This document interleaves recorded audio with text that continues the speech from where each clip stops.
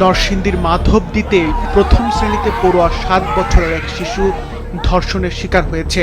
School শেষে নিজ ঘরে ফেরার পথে শিশুটির উপর পাশবিক নির্যাতন চালায় তার চাচা আবুল কালাম। প্রতিবাদে উত্তেজিত জনতা অভিযুক্তকে গণপিটুনি দিয়েছে।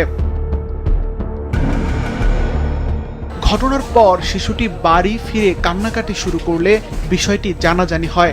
রক্তক্ষরণ ও শারীরিক অবস্থার দ্রুত অবনতি ঘটলে তাকে ভর্তি করা হয় নরসিংদী সদর হাসপাতালে। সকালে স্কুল যাওয়ার পথে দেখা হয়েছে আমার বাসুর লাগে আর কি, ওর কাকা লাগে। পরে কাকারে জিজ্ঞাসা, কাকা ভালো আছেনি? কইছে ভালোই। তুমি ওর স্কুল ছুটি হইলে তুমি যাওয়ার পথে আমার লগে দেখা করিও। পরে নির্যাতন কইরা মইরা পরে একটা আইসক্রিম দিয়ে বাড়িতে ফাটাই দিছে। পরে আমার মিয়া আইয়া আমার গলা থাজা করে দইরা কান্নাকাটি করে সব কইছে। করার পরে আমি চাই দিয়ে অবস্থা ভালো না, জ্বর, শরীর আয়া পড়ছে, শরীর ব্যথা করতেছে, তো হাসপাতাল তো ইমার্জেন্সি আনার লাগবে। পরে হাসপাতাল আনছি। নিজ ভাইয়ের এমন কর্মকাণ্ড বিশ্বাস করতে পারছেন না শিশুটির বাবা। অভিযুক্তের সর্বোচ্চ শাস্তি দাবি করেছেন তিনি। আমি আর কিছু চাই না, আমি আর মৃত্যুদণ্ড চাই। আমার মেয়ের প্রতিশোধ মৃত্যুদণ্ড, যেন আর কোনো মেয়ে, কোনো মার সন্তান, কোনো বাবার সন্তান যেন কোনো দূষিত না হতে পারে।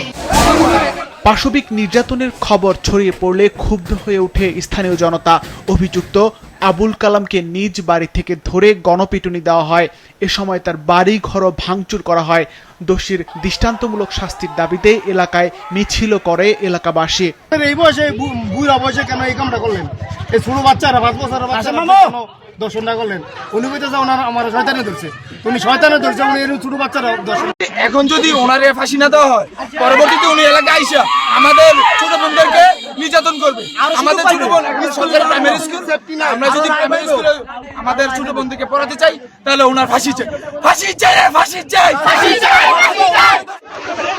খবর পেয়ে মাধবদী থানা পুলিশ দ্রুত ঘটনাস্থলে পৌঁছে পরিস্থিতি নিয়ন্ত্রণে আনে এবং গণপিটুনির শিকার কালামকে আটক করে হেফাজতে নেয়। ডিএনএ টেস্ট করতেছে, আবার তারপরে যে এটা মেডিকেল বলতে পারবে। আসামি আমাদের কাস্টডিতে আছে। ওর মেয়ের বাবা অভিযোগ দিচ্ছে, মামলা হচ্ছে আর কি।